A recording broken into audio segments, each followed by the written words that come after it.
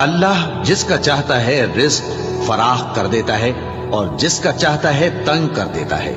और काफिर लोग दुनिया की जिंदगी पर खुश हो रहे हैं और दुनिया की जिंदगी आखिरत के मुकाबले में बहुत थोड़ा सामान है। और काफिर कहते हैं कि इस पैगंबर पर इसके परवरदिगार की तरफ से कोई निशानी क्यों नाजिल नहीं हुई।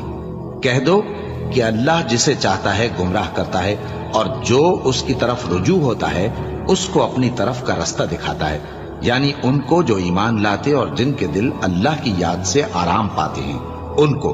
और सुन रखो कि अल्लाह की याद से ही दिल आराम पाते हैं। जो लोग ईमान लाए और अमल नेक किए उनके लिए खुशहाली और उम्दा ठिकाना है।